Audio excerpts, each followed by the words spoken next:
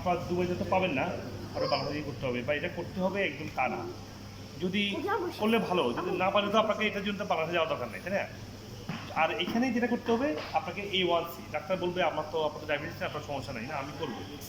আমার A1C বা haemoglobin A1C বা এইচবি যে A1C বলে, তো A1Cটা যদি আপনার ধরেন 5.5 পার হয়ে যায়, ডায়াবেটিস শুরু হয় 5.9 থেকে প্রি ডায়াবেটিস, বা ডায়াবেটিস হলো এক্স্যাক্টলি 6.4। আপনার ওই ওয়েট চিন্তা করেন না, ও আপনার 6.1 এখন ডায়াবেটিস হয়ে যাচ্ছে, ও আপনার 5.6 আপনার ডায়াবেটিস নেই, আপনি একটু জানবেন না করে 5.5 পার হলেই আপনারা বুঝবেন যে আপনার শরীরে সুগার প্রসেসটা কমে যাচ্ছে। এটা যদি উইক হয়ে যায় তাহলে বাকি সমস্যাগুলো এক এক তৈরি হবে। কেমন? সুগারের পরে আপনার যেটা যদি আপনার complete blood count, complete blood count দেখবেন কোনো সিবিসি এবং সিএমপি মেটাবলিকও দেখবেন। তো সিএমপি এবং সিবিসি দেখবেন কেন? আপনার শরীরে কোনো অর্গান যেগুলো ব্লাড তৈরি করে, ব্লাড তৈরিতে সমস্যা হচ্ছে কিনা।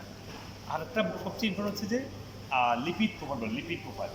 এখন লিপিড প্রোফাইলটা আপনাকে হয়তো অনেকে আপনাকে কনফিউজ করবে যে কোলেস্ট্রলটা বেড়ে গেছে, আপনাদের মহাবিপদে আছেন, আপনি এখন স্টেরয়েড ড্রাগ খান। এই ভুল করবেন না।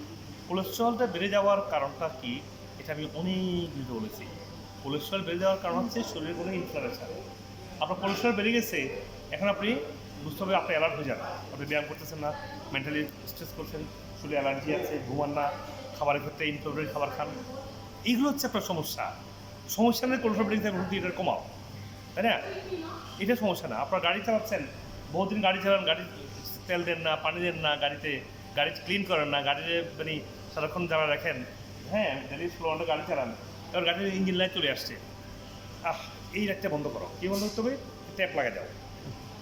গাড়িতে ইঞ্জিন লাইট নাই, তাই না? ভালো কিছু না গাড়ি, না ভালো হয় নাই, সমস্যা, আপনি বিরোধে আসেন, এখন গাড়িতে ব্লাস্ট হবে, হ্যাঁ আপনার মেরে ফেলবে। ব্যাপার তার মানে আপনি কোলেস্টেরলটা হলো একটা সাইন যে আপনার শরীরে অনেকগুলো সমস্যা তৈরি হচ্ছে, এগুলো আপনি নিজেকে টেক কেয়ার করতেছেন না, আপনি অ্যালার্ট হয়ে যান, আপনি টেক কেয়ার করেন, 2 মাস পর 3 মাস দেখবেন আপনার কোলেস্টেরল নর্মাল।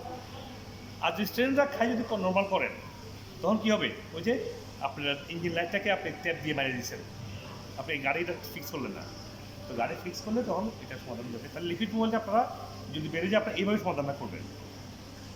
আপনি স্টেরয়েড খেয়ে ভালো আছেন, সারা জীবন খাবেন, হার্ট অ্যাটাক করার জন্য ওয়েট করবেন, স্ট্রোকের জন্য ওয়েট করবেন, এটা কি সমাধান হলে বলেন?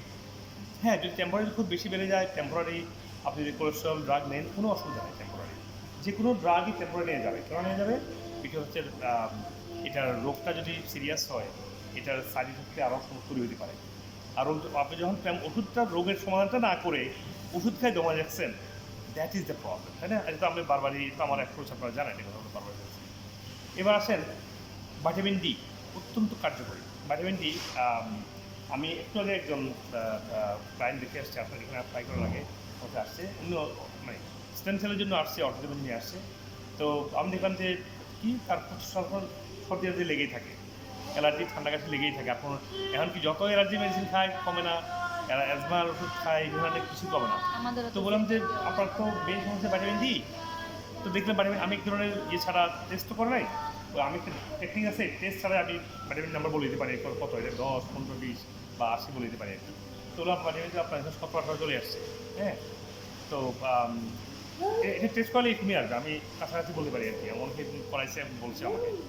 তো তাহলে ভিটামিন ডিটা কথা বলছি, হ্যাঁ। তাহলে vitamin D, lipid profile, CMP, CBC এবং সবার উপর হচ্ছে A1C। ডায়াবেটিস হওয়া লাগবে না, আপনি A1C করবেন বা HbA1C করবেন, টু সি এটা 5.5কে পাস করে যাচ্ছে কিনা, কেমন? এগুলো করতে পারলে ভালো থাকবে ইনশাআল্লাহ।